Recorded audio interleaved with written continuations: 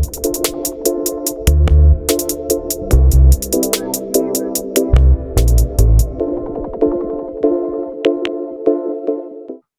to Everything NHL, a segment on the Fantasy Fanatics Podcast. I'm the co-host for today's episode. I'm Terry, if you didn't know me yet, and I am with the person of the hour, the hockey expert, James Kumar. What's up, man? Hey, what's up? It's a pretty cool intro there. Thanks for filling in for Nate today. I know you've had a busy schedule. But yeah, what's up, man? Not much. Let's get down to it. It's all you, bro. All right. So for today's episode, we'll look at some scores from Thursday night, as well as some games from Friday. We'll take a look at some of the games going on as well. Then we'll just head right into our fantasy hockey pickups for the week. And then we'll preview Saturday's game slate. Nothing too crazy. How does that sound? Sounds blessed. Let's get straight to it. All right. We'll start with Thursday. We had the Boston Bruins beating the Washington Capitals 4-3. Good win for Boston here, bouncing back after that blowout loss against Carolina. In the first period, Evgeny Kuznetsov scores for Washington, and then David Pastrnak ties it up for Boston. Pastrnak scores again to start the second period on the power play, and then Lars Eller ties it up for Washington. Jake DeBrusk takes the lead for Boston in the third period. Nicholas Backstrom ties it up for Washington. This game was back and forth. And then Charlie McAvoy on the power play gets the game winner for the Boston Bruins. I guess, Terry, I'll start with you. I guess, what were your thoughts on this game? Just for Boston side of things, I mean, unfortunately, you did have to start Tuukka Rask the prior game just to get his wheels under him, just because, he's out with the injury. And you just come back with Linus Ullmark, I believe, who was in net, and then they just got this win. It was a back and forth game against a very, I would say, experienced Capitals team, and they managed to hold them, I wouldn't say scoreless, but they just managed to hold them to lesser goals, and Boston just got more goals, as the name of the game usually goes. I don't know, what's your opinions on the Capitals in this situation? Let me hear it from you. Yeah, I think the Capitals have struggled a little bit lately. They had a hot start to the season. I think they've now dropped into one of the wild card spots, as they had been like a top 3 team in their division for a while. Boston, on the other hand, outside of last game, they have been pretty hot. Like you mentioned, Linus Ullmark, he has been better lately. He had a rough start to the season, but it's been pretty solid in most of the starts he's had. So I guess great win for Boston, and I guess hopefully Washington, they can kind of turn things around. They've been on a bit of a skid. So let's move right into the next game here. The Dallas Stars beating the Buffalo Sabres 5-4. Another really close game. We'll start with the scoring here in the first period. Rasmus Dahlin 1-0 Buffalo. Jack Quinn adds a goal on the power play for Buffalo to make it 2-0. And then Jason Robertson adds a goal on the power play to give Dallas 1 goal. Then we'll go to the second period. Dylan Cousins extends the lead for Buffalo 3-1. And then Rope Hintz on the power play for Dallas. It became 3-2. And then Tyler Seguin tied the game in the second period for Dallas. It was 3-3. Then Alex Tuck takes the lead for Buffalo on a goal, 4-3. Tyler Seguin looks like he had a great game here. He scores on the power play in the third period to tie up the game 4-4. And then Jason Robertson, a 2-goal game for him as well. He scores on the power play. Let's sort of finish things up here. 5-4 Dallas. Robertson and Seguin, and I guess the Dallas power play in general. I believe they had 4 power play goals in this game. I guess, what are your thoughts on it? Just with Dallas, I mean, you're finally getting the production you want from Tyler Seguin's big contract. I mean, you don't often see or hear about him, just because, Dallas is one of those Texas teams, and we all know when it comes to the NHL in those southern states, they don't get as much publicity as you expect from the Canadian teams or some of the teams up north like Minnesota or the Rangers. But it's great to see that he is getting a couple of decent games like this. For Dallas, on the other hand, you're hoping for this team to put away lowly teams like Buffalo that are still trying to go through their rebuilds. Outside of that, I mean, a win's a win, as I always say. And what's your thoughts on Buffalo in this situation here? Yeah, I think they put up a great fight. I know they have struggled quite a bit. Another team that struggled has been Dallas on the road. They just, they just can't seem to buy wins for some reason when they're not at home. And this was a good win for them. I know the West is pretty wide open. I think we talked about that the last time you were on. Yeah, And I think Dallas definitely has an excellent chance of getting into the playoffs with teams like the Oilers and others slipping. So, yeah, a good win for them here. I think they could have played better defensively, but you take the 2 points when you can get them. So, excellent win for Dallas here. exactly. And then moving on to the next game, Columbus Blue Jackets beating the Philadelphia Flyers 2-1. We'll get to the scoring here. First period didn't have any goals, but we'll get to the second period. Oliver Bjorkstrand scored for Columbus to make it 1-0. Moving to the third period, Patrick Laine scored for Columbus to make it 2-0. And then Jerry Mayhew had a goal for the Philadelphia Flyers to make it 2-1. And that's how the game ended. The Flyers are winless in their last 10 games. Columbus getting things done here. I guess, what are your thoughts on the game?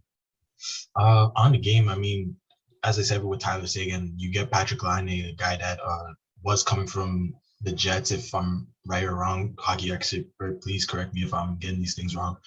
But it's great to see that he's finally gotten past that fifth goal. Outside of that, I mean, it's the Blue Jackets. They're still trying to get through that rebuild with a couple of their pieces leaving from their last playoff appearance and their playoff series win. With guys like Sergei Bobrovsky moving to the Panthers, as that's old history now. They're just trying to build and see what they can do with the pieces that they have around them. Outside of that, I mean, it's two teams that are just trying to, well, I wouldn't say for the Flyers, but for the Blue Jackets, I mean, they're kind of exceeding expectations in this metropolitan division. I mean, with teams like the Islanders and Flyers, like in situations where they are right now, I feel like the Blue Jackets are overachieving in this division. What's your thoughts on the Flyers in this situation, though? Yeah, I don't think either of the goalies. I think both goalies in this game played really well. Both Elvis Merzlikins and Carter Hart. I don't think you could put the game on either of them. I think it was just the fact that the Flyers they just been losing a lot of games. They really can't score a lot of goals. Yeah. I think their last loss against the Islanders, they didn't score a lot as well. Yeah, they've been struggling. I honestly don't know what to say. I don't know what to say. They made a coaching change. They've sort of messed around with the roster a little bit. You got guys like Jerry Mayhew in the lineup now. Exactly. Like honestly, at this point, in my opinion, for the Flyers, they just got to sort of move on to next year, sort of bring the young guys in. I think Cam York played. They had a lot of young guys in the lineup. Correct me if I'm wrong, but yeah, young guys like that, just coming into the lineup, getting minutes and so on. But outside of that, it's been a mess for the Flyers this year. And then as for Columbus, if I'm not mistaken, they are fifth in the Metropolitan Division. It's a tough division, so they're sort of making the most of it, and exceeding expectations. I definitely agree with you on that. We'll move to the next game now. Pittsburgh Penguins beating the Ottawa Senators 6-4. Really high scoring game here. We'll start with the first period. Dominic Simone scored for the Penguins 1-0. Drake Batherson tied it up for the Senators to make it 1-1. Then Evgeny Malkin scored to give the Penguins a 2-1 lead. Mike Matheson makes it 3-1 by the end of the first period. Moving into the second period, Sidney Crosby scores on the power play. It gets to 4-1, and then Matheson scores again to make it 5-1. And then Ottawa, they start coming back. Tim Stützle scores in the third period, 5-2. Then Josh Norris scores for the Senators, 5-3. Josh Norris adds another one, 5-4. This game got too close for comfort, and then the Penguins finally put it away. Jake Gensel in the last minute of the game, I believe it was an empty netter, if I'm not mistaken, and he sort of finishes the game off 6-4 for Pittsburgh. I guess, what are your thoughts on the game? For Pittsburgh side of the puck, I mean, you expected to win against like not bench team, but like solid teams like the Ottawa Senators. You'll take those wins where you get them, and you just move on to the next one. I mean, it's great to see that Malkin scoring now since he's missed like, what was it? I believe a quarter of the season, give or take like that. Brian Rust, I mean, like you're just hoping for him to just be assisting guys like Tang or Crosby on their shots, or whether it be scoring when Crosby sets him up. Outside of that, I mean, what's your thoughts on the Senators here? Yeah, I think the Senators, they showed great fight there in the third period coming back. Josh Norris had a couple key goals. I think Pittsburgh, once they get a lead, they really need to hold on to it. They can't be letting it slip like that. You have a 4-goal lead. And then the lead turns into 1 goal, and then you're sort of scrambling there at the end. They were able to get the 6th goal, but Penguins, they have been solid. You don't want to complain too much about them. They've been getting the wins. They've even been coming from behind to get wins. They did that against St. Louis and Vegas recently. So, yeah, definitely like the way the Penguins have been playing. And then, as for Ottawa, we know they're in a rebuild. Just the fight they showed in this game was, I guess, great to see. And then we'll move on to the next game here. Nashville Predators beating the Winnipeg Jets 5-2. Pretty dominant first period for the Predators. They go up 3-0 on goals by Eli Tolvanen, Mikael Granlund, and Ryan Johansson. Then heading to the second period, Pierre-Luc Dubois gets the first goal for the Jets on the power play. It's now 3-1. Then Luke Cunnin scores for the Predators to make it 4-1. Then we head to the third period. Mark Scheifele scores to sort of cut the lead, 4-2 now for Nashville. But then Tanner Jeannot puts the game away, 5-2 Nashville. I think the Predators had lost 4 in a row heading into this game, but they sort of back on the right track. I guess, what are your thoughts on the game? I mean, this time I'll deal with the team that's kind of like slumping and having the elite goalie. I mean, with a guy like Connor Hellebuyck, you're hoping for the team to at least bail him out, especially in that first period. I mean, it was 3-0, and then you're thinking to yourself, man, what's this team going to do to like help Connor like defensively? Then they eventually like shut it down defensively until Pierre-Luc Dubois got his goal. But then, I mean, later in the period, you said, who was it? Luke Cunnin, I believe his name is. Please forgive me for the butchered names this episode. But it's kind of rough, especially with a lead American goaltender that you get. They don't always fall into your lap. And I mean, it's just rough for this Jets team right now. I mean, they're just swimming in mediocrity. I don't know what's your thoughts on the Jets or the Predators, but be my guest. Yeah, I mean, mediocrity, I think, is probably the best word to describe the Jets. I mean, their coach was released earlier this year, sort of middling. I believe they're a couple spots out of the wild card, so they do still have a chance. They do have a decent record. I think that Nashville is clearly the more dominant team. Obviously, I sort of like the Jets coming into this game. They had been playing a little bit better. Predators were sort of on a skid, but both teams sort of reversed their fortunes in this game. Definitely a solid win by Nashville. And like I said, by looking at this game, Nashville clearly looks like the better team. They're solidly in a playoff spot right now, I believe second in the Central Division. So both these teams definitely have a chance at making the playoffs. Nashville obviously looks a lot more solid. Moving to the next game, I guess we should turn our eyes away from this score. Man, 6-0. The Oilers get shut out by the Florida Panthers. Panthers have been unreal. I think in a 2-game span last week, they scored 16 goals in 2 games. That's pretty insane in the NHL. They had another 6 goals in this game. No goals in the first period, but in the second period, Alexander Barkov on the power play, 1-0 Florida. Florida goes up 2-0 on a goal by Carter Verhaeghe. And then we head to the third period. Barkov gets another one to make it 3-0. Anthony Duclair scores on the power play to make it 4-0. Sam Bennett also scores on the power play to make it 5-0. So power play really working out for them. And then Owen Tippett finishes it off in the third, 6-0. Oilers have lost 7 in a row. I don't know. What are your thoughts at this point? I don't know. I believe what's the guy's name in Edmonton? The goalie. He's not starting for them, but like he's injured right now. Mike Smith. Yeah. Yeah. I mean, when you lose your starting goalie like that, I mean, you're gonna have a rough time, especially when I don't know. Your backup is Mikko Koskinen? Yeah. Is that his name? Yeah. Yeah. And like Koskinen's like known to be like that backup type of goalie, if you give him a point, right? And he had a pretty lucrative contract, even for I would say backup standards. I don't know about if you would say or agree with it or disagree with it. But when you have a backup like that for an extended period of time, you can tell that it's going to, start to show the wear and tear on, him mentally and physically. And this is why you need like that dual backup, not dual backup, but like that dual starter, like goaltending tandem we see across the league now. And I don't know what Edmonton's going to do for the deadline, but I feel like goaltending is going to be one of the things that they should address. I don't know who they trade off this team, whether it be Evan Bouchard, if that's his name on defense, or like some forward. But hey, it's back to you on Florida, man. Yeah, I think for the Panthers, first of all, with the Oilers, I definitely agree with you. Even when Smith did come back from injury initially, he didn't look the same, and then he was back on the injury reserve right after that. So, it's really been troublesome times for the Oilers. But yeah, as for Florida, I think I saw an interview this past week with their coach, and he was like, I don't think we do a good job defending in front of Bobrovsky. We hang him up. He said we hang him out to dry too much. If the coach admits that that's how they play, I mean, they clearly hung him out to dry this game. He made 40 saves for the shutout. Bob's having an unreal year.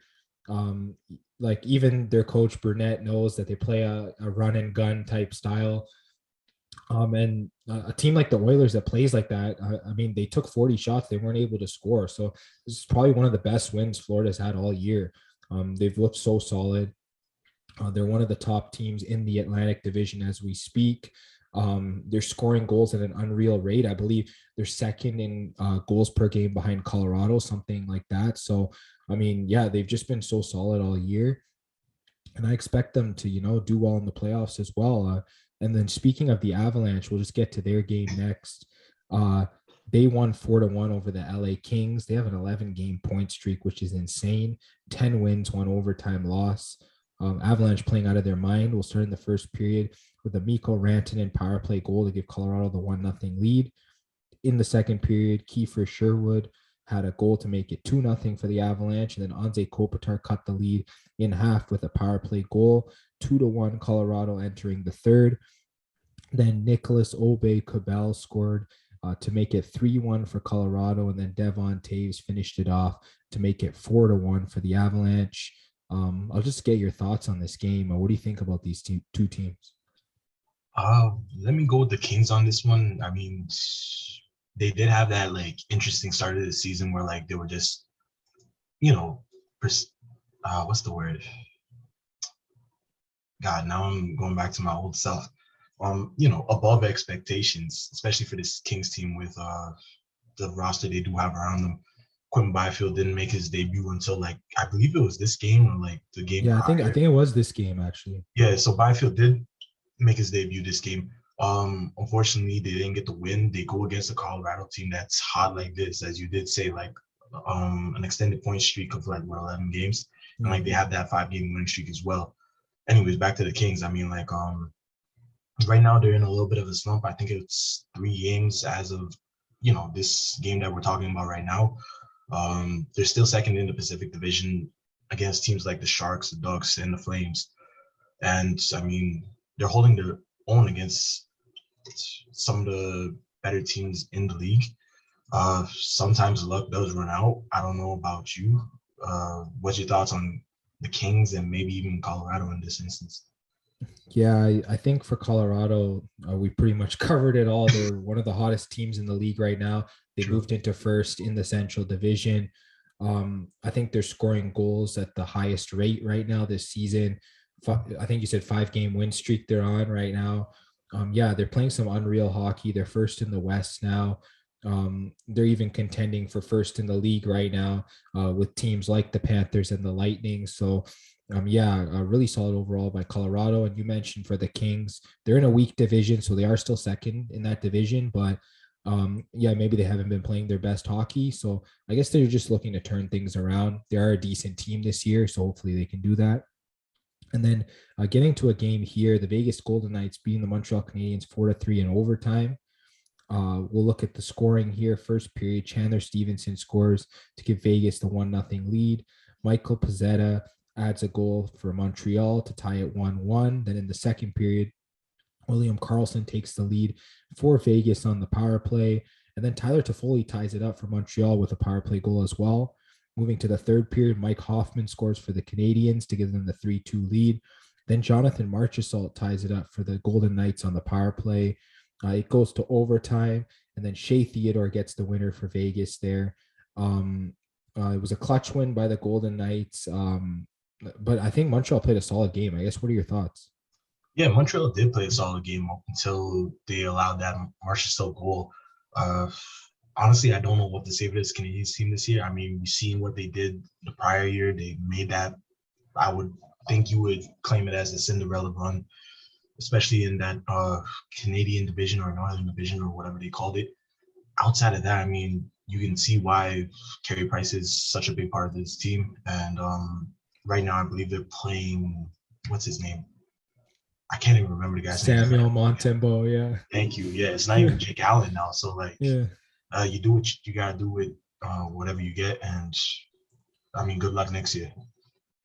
Yeah, it's pretty much good luck next year. They haven't had Carey Price, no Shea Weber. They've had guys in and out of the lineup. Some of their better players just haven't played well. Brendan Gallagher, Jeff Petrie. The guys they were relying on, Cole Caulfield has had a horrendous rookie season this year. Yep. Not much else to say. They got to rebuild for the future. They got to get a lottery pick this year. They're in the Shane Wright sweepstakes, as we call it. But yeah, they're definitely looking forward to next year. Then as for Vegas, top of the Pacific Division, they're the most decent team out of that division that could possibly do something in the playoffs, in my opinion. Exactly. So, even getting the win in overtime, a win's a win, like we always say. So good on the Knights. And then one more game from Thursday night. Seattle Kraken finally snapping their losing streak. They get a win against the Sharks 3-2.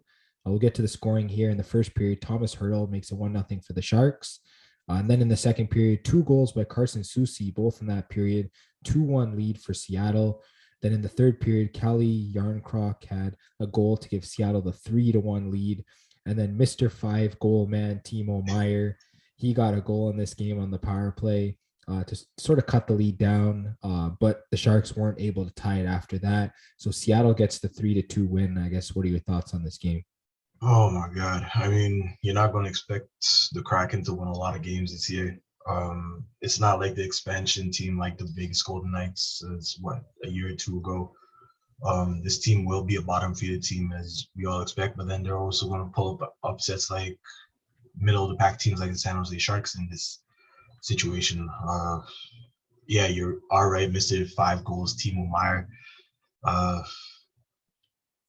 It's good that he is doing what he's doing right now on the Sharks. Hopefully he does stay with this Sharks team, as the Sharks do have, I don't know, one of the lesser, like, interesting markets in the NHL. I don't know what you would say to that, but what's your thoughts on the Sharks here?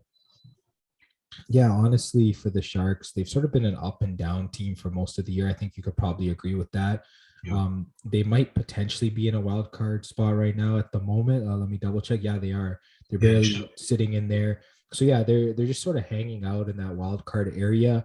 They're one of those teams that can sort of sneak into the playoffs if teams like Calgary and Edmonton and others don't turn things around. So Sharks are one of those teams. They're gonna beat some big teams, but they're going to lose to some lower end teams. They're just kind of mediocre at the moment. And then as for Seattle, like you mentioned, fully in the rebuild, they're like 15th in the West or something like that. Yeah. So not too much expectations. They just got to take it year by year. I think by the 3 or 4 year period, we can kind of analyze how well they drafted it and made trades in terms of expansion. But as of right now, we just gotta sort of pump the brakes on that and sort of give them a chance to sort of breathe a little bit. Exactly. And then we'll move to the Friday slate. I think there are a few games that have finished, so we'll look at them. Carolina Hurricanes beating the New York Rangers 6-3. We'll get to the scoring here.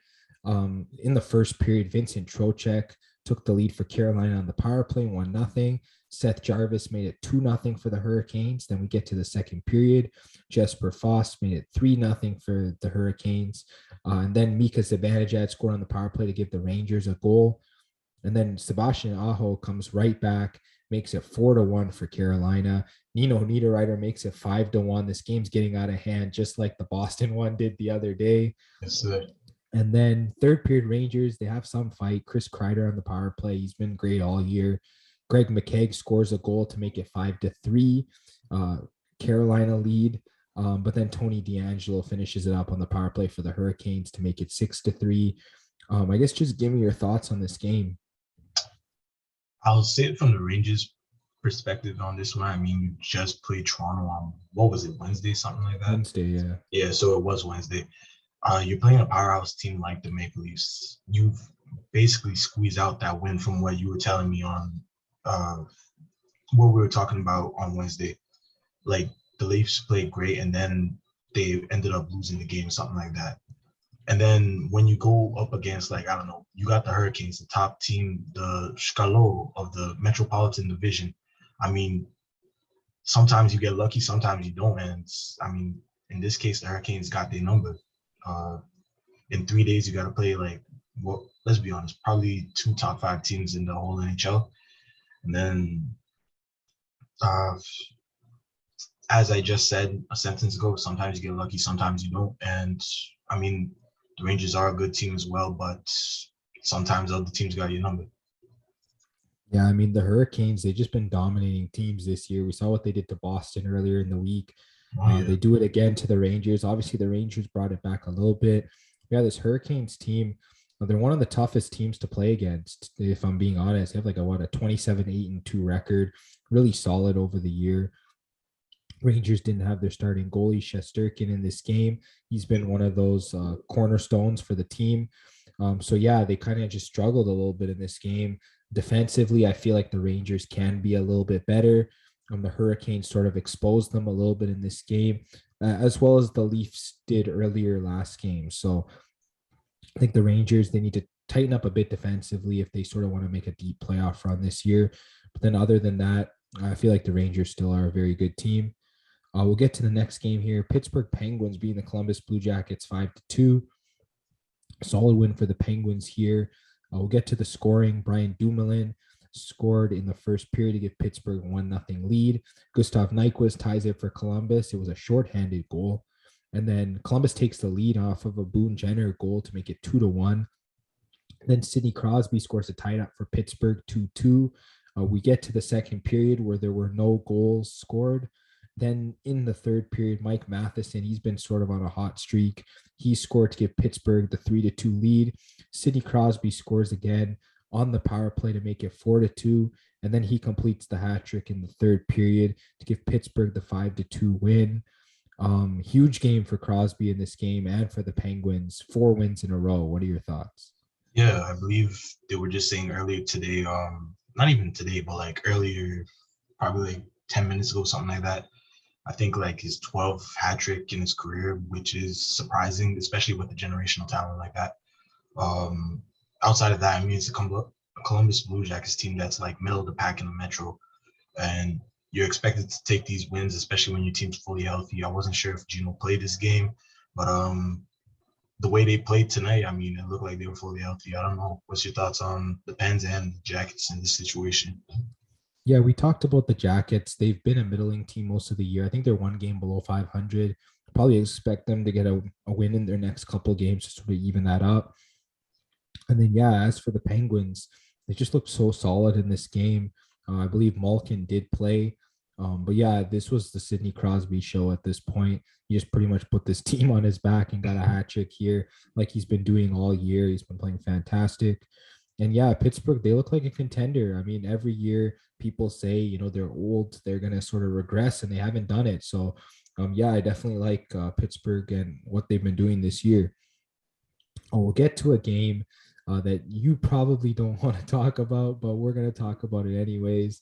It was the Dallas Stars beating the Detroit Red Wings, and it was in overtime. We'll get to the scoring here. Ryan Suter for the Stars to make it 1-0 in the first. Robbie Fabry ties it up for Detroit. Then we move to the second period. Joel Kiviranta scores to give Dallas a 2-1 lead. Pius Suter ties it up for Detroit to make it 2-2. And then Dylan Larkin makes it 3-2 for Detroit. And then Esa Lindell comes back to tie it up for Dallas. 3-3 entering the third period. In the third, Tyler Bertuzzi scores on the power play to give Detroit the 4-3 lead. And then Jason Robertson, who's just been playing so well, he scores to tie it up for Dallas. This game goes to overtime, and Rope Hintz scores on the power play to win it for Dallas. Heartbreaking loss for the Red Wings, Terry, but I want to get your thoughts on it. Okay, so for Detroit, I mean, I think I was streaming it, and then I saw the Larkin goal, Butte as always. And right before recording, it was like 4-3, and I'm thinking, all right, we got this. It's a minute left. I turn around, grab a bottle of water. I kid you not, it's 4-4. And I'm like, all right, this ain't going to end well, even though we at home or something like that. And I guess like right before you sent the link so we can record, I seen the game winner, Heinz, and I was like, like, you gotta be kidding me. Like, all of this just for nothing on Friday night. Anyways, that's all I gotta say for the Red Wings. I mean, Bertuzzi, he always looks nice, and same goes with Raymond and Larkin. Outside of that, I mean, Mortiz Snyder, hopefully he develops into something that we can keep long term. What's your thoughts on the Stars here? Yeah, the Stars have been getting better on the road. That had been their main struggle.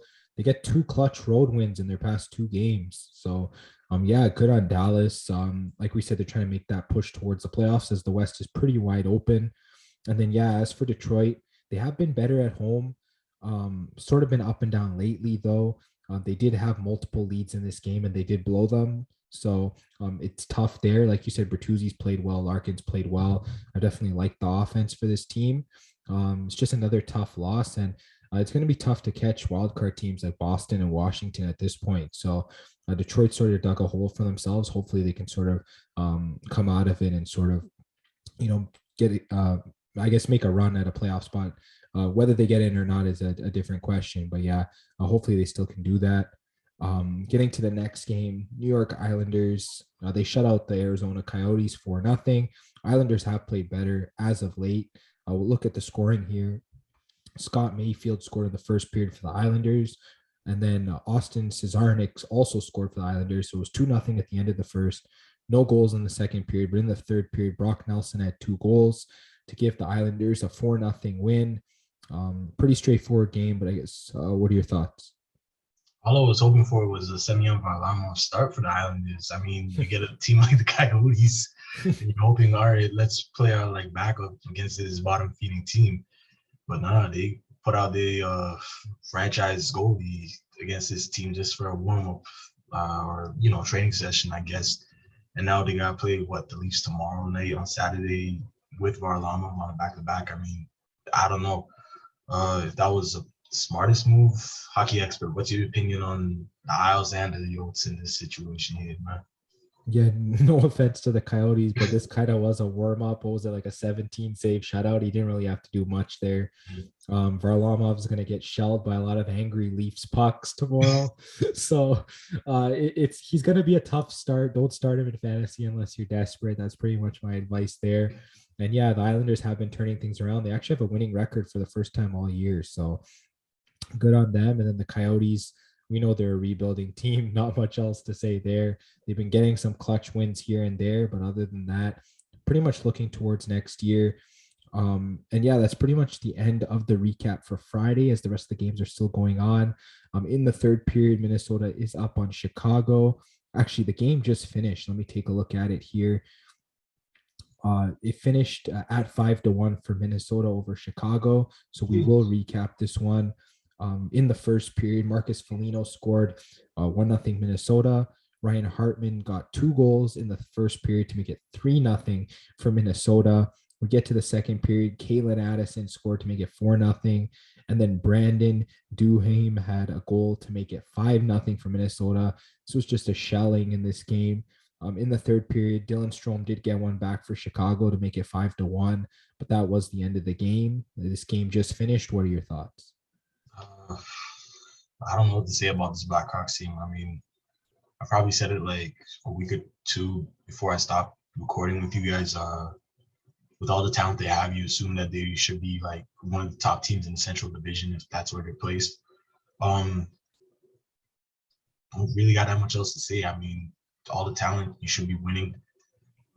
It's great to see that the Wild are taking advantage of teams like this that are underperforming with all the talent on their team. 5-1 win, and really got that much else to say. Winning's winning, right? Yeah, I definitely agree. Minnesota, they struggled with injuries, but they are sort of turning things around. They're sort of sitting in that wild card spot because the three teams above them have played solid in their division: Colorado, Nashville, and St. Louis. So they could end up being stuck in the wild card if they can't keep up the pace. But I still think Minnesota's a very good team. And then yeah, as for Chicago, things just haven't gone their way this year. I think Seth Jones, I don't know whether he played in this game, whether he was still on the COVID list, but it didn't matter. They got shelled, like I said, by this Minnesota offense. Um, Honestly, you just got to look towards the next game at this point. And then getting to the game still in progress on Friday. Vancouver up on the Panthers in the second period. The Ducks up on Tampa Bay in the second period, and then St. Louis up on the Seattle Kraken in the second period. We won't be covering those games as they're still going on. So let's move right into the fantasy pickups for the week. Terry, I'll start with you. I guess which forwards do you have for the week? Okay, first forward I have is Alex Afalo of the Los Angeles Kings, 27% owned as of yesterday, uh, on Thursday. So, I mean, he's on line one with Kempe out with protocols, and he's been playing nice this past week. Had a goal, 3 assists. I think he was like even or +1 in the plus minus category. Didn't have any power play goals, but did have the 10 shots on goals. From what Daily Faceoffs have been saying, he's power play one and penalty kill one, so expect him to rack up those shots on goals and a couple of those block shots. Next guy I have on my list, left winger Lawson Krause, 15% owned on the Yotes. Uh, ain't that much else to say for him. Line 1 minutes with the hot dog man Phil Kessel, and I mean he hasn't disappointed. Had a goal, 2 assists, I believe, +2 on a Coyotes team, which is surprising. Had 8 shots on goals and 11 hits. If he remains on line one, hopefully he keeps the production up. But just ride the wave now if you see him on your waiver wire. My final guy is Craig Smith of the Boston Bruins, 8% owned right winger. He's on line one with the Rat, as all Toronto people know him, man. Patrice Bert. You gotta help me out here. Patrice Bert. I can't pronounce it. Patrice Bergeron. Thank you, Bergeron. So hopefully he can turn it around this upcoming week. His production's been within the top 200. Had a goal, 13 shots on goal and 3 hits. As I said, like hopefully he picks it back up since he's on line one. Back to you on your forwards of the week. Yeah, so for my first forward for the week, I had Dominic Kubalik. Obviously, things didn't work out well for him in this 5-1 shelling that the Hawks took from the Wild. But I guess in the games before that, he had 4 points in his past 3 games. I believe he's been getting time with both Patrick Kane and Alex DeBrincat at times, especially potentially on the power play as well. So I believe he had 1 power play point in his previous game as well. He's been getting a lot of shots. He's been averaging 3 shots a game over his past 4, including this tough game against Minnesota. He had 3 shots. He's been getting hits as well. So if you're really desperate for a winger, definitely check out Kubalik. He's around 30% rostered.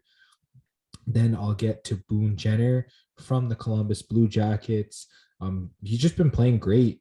I think he's had, I think in his last, 5 games, he's had like 6 points, including this Pittsburgh loss. He had a goal in, he had 4 shots and 2 hits in that game. So he's covering categories. His plus minus, I mean, it's been around even or better. So he's not really hurting you in that category, even for a team like Columbus. So Jenner, he's also around 35% rostered or so. So definitely go pick him up.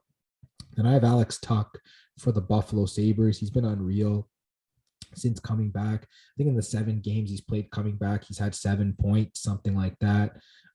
He's actually been plus playing on the Buffalo Sabres. Plus minus has been great. He's been getting shots. He gets hits. He's pretty much one of those guys that'll cover almost every category for you. And he's doing it on a bottom feeder team. So he plays both wing slots, under 30% rostered. Go pick him up. And I'll get to you, Terry. Which defenseman do you have for the week? One of my defensemen were yours, so I had to pull a quick audible and call someone up for minors on this one. So the guy I called up was Damian Severson, I believe his name is, 12% owned on the New Jersey Devils. First line pairing minutes. So if you're thin on the blue line in fantasy, he's your guy probably, especially with power play 1 and penalty kill 1. on daily faceoffs. That's what they're saying. And in his first game back, I mean, he had 24 minutes on ice and 5 shots on goal. So eventually, hopefully, when he starts to get his mojo back, he'll start producing with some assists, hopefully maybe a goal.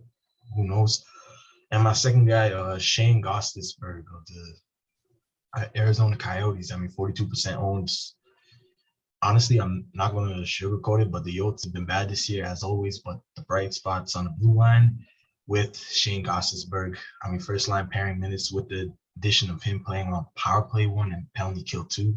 So expect the guy to have like, I don't know, maybe like 25 minutes a night, something like that. Outside of that, I mean, that's all I got. But I know the first guy you're going to mention for your defensive, acquisitions. Yeah, well, I don't know if which guy was the one that you had, but I'll mention Matt Grzelcyk first. For the Boston Bruins, around 30% rostered in leagues. He's just been great since he's come back. I think he even had a 5-point game somewhere in there as well. I mean, I think over his past 4 games, he's been a +5, something like that. He's playing on the power play. I think he's had 3 power play points in his past 4 games, which is crazy for a defenseman. Getting shots, he's getting hits. Definitely go pick him up. He's really solid.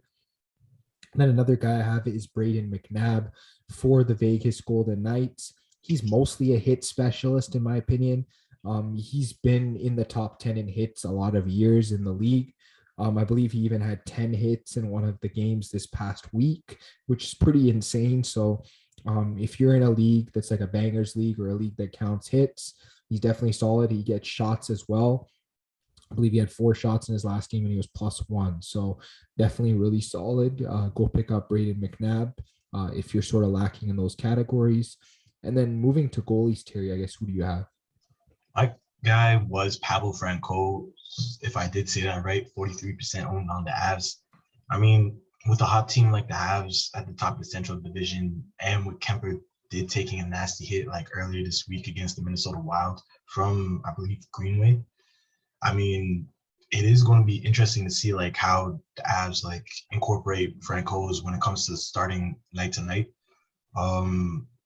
Hopefully it starts to become like a 60-40 split or maybe even a 50-50 split with the 2 net minus down in Colorado. So just add him before like he goes over 50% owned.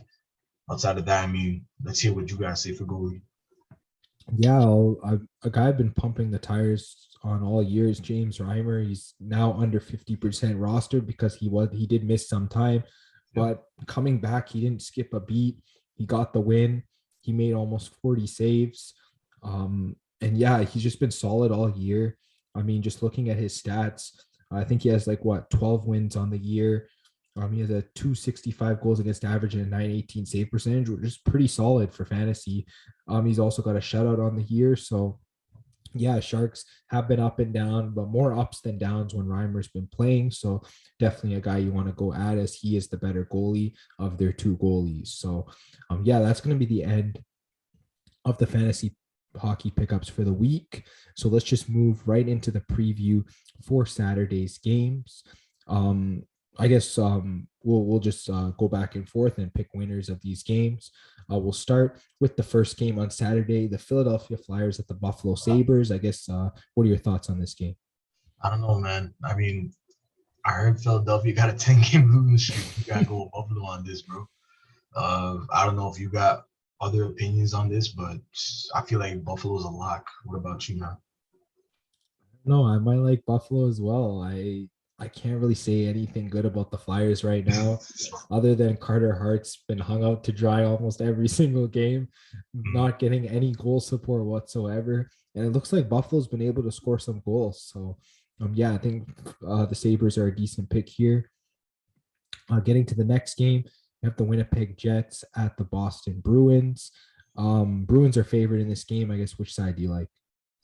Can't lie, I like the Bruins, especially since they're like 8-2 in their last 10 games. Winnipeg's just struggling this year. I mean, you do say that they still have a chance at the wild card, but honestly, with the way this team plays sometimes, I feel like that's not even going to be like plausible in this situation. You may have different opinions, but hey, I gotta go with the bad boy Bruins on this. Yeah, I think just looking at it, I feel like the Jets will put up a fight, but I feel like this is Boston's game to lose at this point. They've been playing pretty solid. except for that one hiccup against Carolina, I definitely think the Bruins can get the win here. They have been pretty solid. Getting to the next game here, Toronto Maple Leafs against the New York Islanders. I guess give me your thoughts on this game. I mean, if you were in Toronto or if you live in Toronto, you've been hearing about the Islanders and Maple Leafs this whole Friday night or even like Friday morning, uh, whether it be about JT or the goalie situation or whatever. Um, Honestly, I feel like Toronto's going to win this. I don't know who's going to be in net though. There have been murmurs on the radio saying Mrazek's starting, but I mean, even if Mrazek's starting, you got like the Islanders playing, what was it, back to back or so. Give me the release on this, man. Yeah, I think the Leafs have to find a way to bounce back here. I mean, that was a tough way to lose against the Rangers. Like we said, Varlamov could be in for a bit of a shelling from the Jesus. Leaf snipers. Matthews had his goal streak snapped just because the puck went off his skate into the net, or else he would have had that record. So yeah, I think Matthews will be pretty determined to get one. So yeah, I'll go with the Leafs as well. Moving on to the next game, we have the Montreal Canadiens at the Colorado Avalanche. I think the Avalanche are like what, almost 3-goal favorites in this game, something like that. Pretty insane. I guess. Which team do you like here? If we're talking like goal favorites, I mean, I'm not really a gambling man, so I don't really know the stipulations on hockey. But I mean, if we're just picking winners here, you gotta go Colorado. Next question, as I would say, right? What I about you? mean, they're at home, and yeah, they have not lost a game in regulation in their past 11. So Definitely. I don't expect Montreal to go to overtime in back-to-back games. Actually, I think it's been back-to-back games. If they go to overtime in this one, I don't think that happens. I think the Avalanche get a decisive win here as well. Moving to the next game, we have the Ottawa Senators at the Washington Capitals. Both teams have been kind of struggling. Capitals are favored at home. I guess, which team do you like? Kind of like the Capitals. I mean, they're that veteran team. Can't really say that much. You got Ovi, Oshie, uh, Tom Wilson. I can go through all the names. Outside of that, you playing Ottawa, who is like a younger team. You gotta go with the veteran team on this one, man. What about you? Yeah, I think the Capitals, they have to win this game. They've been struggling lately. It's sort of a must win. I kind of do like the Capitals, but I wouldn't count out Ottawa. I mean, I think they have just as good of a chance to pull out this game. So, if you're an odds person, I think with how much Washington's favored, I think there is some value on the Senators. So I think this game should be close. Um, I expect Washington to pull it out because I do believe in their team, but Right. honestly, I don't even know at this point. I'll just sort of side with Washington here. Okay. Getting to the next game, we have the Arizona Coyotes at the New York Rangers. The Rangers are crazy large favorites in this game. I'm going to roll with the Rangers, even on a back to back. But what are your thoughts? I mean, yeah, it is the Yotes we're talking about here, man. I don't even know who their starting goalie is now down over there. Uh, yeah, just give me the Rangers on this one too. Next question. Yeah, I think that one's pretty straightforward, even with the Rangers coming off a back to back. Shesterkin should be in net for that one, so they should be able to get the job done. Then we got the Hurricanes at the New Jersey Devils. Obviously, Hurricanes coming off a back to back as well.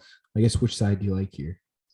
I mean, I feel like we're taking too many like, you know, top tier teams. I feel like, one of these teams like find a way to squeeze this one out, whether it be Montreal or like Arizona. Ottawa, maybe. Yeah, Ottawa too as well. Uh, I don't know. Maybe the New Jersey on this. I might be like pumping the tires too much on this, but let me take New Jersey and feel different. Who cares if I get it wrong?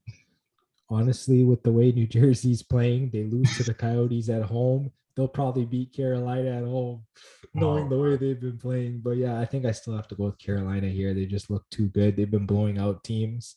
mhm. This game might not be a blowout since the Hurricanes are coming off a back to back, but I still expect the Hurricanes to get it done. Then we got the next game. It's the Detroit Red Wings at the Nashville Predators. Detroit's coming off a back to back and they're on the road. I guess, do you think they have a chance? Uh, yeah, I remember you telling me the stats about like Detroit being like god tier when they're home, but then like when they're on the road, they're like mediocre, maybe horrible at best. Nashville is the better team in the standings right now. Plus, you just said Detroit and all that information. give me the Preds on this, bro. I hate going against my boys, but hey, money's. I mean, I don't know, man. Preds. Yeah, I think I'm gonna have to go with Nashville as well. I mean, they've been playing well. I can't lie about that. And Detroit's one of the worst road teams in the league. So it's really tough seeing them win there. We'll move to the next game. It's a rematch of that shelling that happened tonight. Minnesota at home facing the Chicago Blackhawks. Do you think the fortunes are different in this game, or do you still like Minnesota? Majority of the time, like when we do see those back to backs, especially when it's like, they just switch home arenas, they sometimes split. And for some reason, I feel like Chicago's not gonna take this one lightly. I'm not sure if Jones is gonna play tomorrow night, or if he even plays at all. Just give me the Hawks. I feel like they bounce back on this. Yeah, honestly, for me, I think the Hawks' best chance was to win on Friday, and they blew it. So I'm just having a really hard time trusting this team. So I think I am going to go with Minnesota. They are getting healthier as well, so I definitely like that for Minnesota. Then we have the Battle of Alberta, Calgary against Edmonton. Both teams are slumping. Which team breaks their slump? I gotta go Calgary on this, man. I mean, there's something about the Flames and like I forgot what his name, whether it was Brady or Matthew Tkachuk. I mean, he always gets under the Oilers' skin, and I mean, Edmonton's just like slumping. And like you can see it like when guys like Connor McDavid and Leon Draisaitl play, like especially for a longer period of time on the ice, it looks like they're carrying a refrigerator or an elephant on their back, and like it's just like a headache to play. And I feel like this physical Calgary team or like this team in general is going to have Edmonton's number. And we're going to hear a lot about Edmonton over the weekend. Honestly, I think Calgary's the better team as of right now in this game. But I mean, if there's any game the Oilers are going to snap their streak, it's against their rivals, the Calgary Flames. So I guess just for that reason, I don't think the Oilers are the better team by any means, but this just feels like a game where like it's got to happen now, or else when is it going to happen? That True. kind of thing. So, and I mean, the Oilers are at home, so why not do it at home as well? So I'll go with the Oilers there. And then one more game, Tampa Bay Lightning at the San Jose Sharks. Looks like Tampa Bay is coming off of a back-to-back. I guess which side do you like here? I'm watching this Ducks and Tampa Bay game right now, and I mean, it's not a shelling, but like Jesus, you expect the Lightning to be putting up better of a fight. 3-0 right now. If you ain't watching it, the Ducks and Lightning. So I mean, if the Lightning don't find a way to win this one on Friday, I gotta go with the Sharks for some reason on Saturday. I don't know I about mean, you, but what you think? yeah, I think I'm going to agree with you. Andre Vasilevsky playing in this game, which means he probably doesn't get the start in the Saturday game. So it looks like James Reimer is getting the start for the Sharks. He's played pretty well. Sharks are at home. It's a tough building to win in. I definitely like a lot of value on the Sharks team. So yeah, give me San Jose. This might be one of the few upsets on the card. So definitely a great slate here. I guess any last thoughts from you after the preview? I ain't really got any thoughts, especially since hockey ain't my forte like you and Nathan. Thank you for calling me up for reminders as always, especially on short notice. Appreciate always having me on. Any last thoughts from the hockey expert?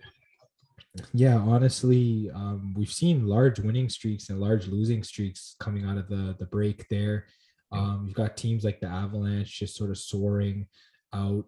Carolina's played well. Florida's played really well. And then you got teams slumping. We talked about the Flyers. Like teams like Arizona, Seattle, Chicago took a beating in their last game. New Jersey hasn't looked that great lately. So yeah, there's just large winning streaks, large losing streaks. It looks like the Islanders are turning things around as well. I still don't think they'll be able to make the playoffs, but I guess you never know. But yeah, it's just I think in the East, like we talked about, teams are sort of shaping out to be, like the top eight, and then for the West, it's just wide open. Any team that are below the Sharks pretty much have a chance outside of like maybe Seattle and Arizona. But I guess other than that, most of the Western teams, if they go on some kind of winning streak, they definitely have a chance of getting in. I like the way Dallas has played lately. Maybe they have a chance of getting in. We'll definitely have to see about that. But yeah, I think we pretty much covered everything. So yeah, that's going to be the end of everything NHL for this week. Check us out on Instagram and Twitter at FanFan Podcast. We'll be posting pics for all these games as well as NFL and NBA. So definitely check that out. Check out the podcast on YouTube, Spotify, Apple Podcast, and Google Podcasts. Just make sure you like, subscribe, share, hit the bell for notifications on YouTube, leave comments, reviews, all that good stuff. And thanks for coming on, Terry. It was great talking some hockey with you, and we'll talk to you guys on the next episode.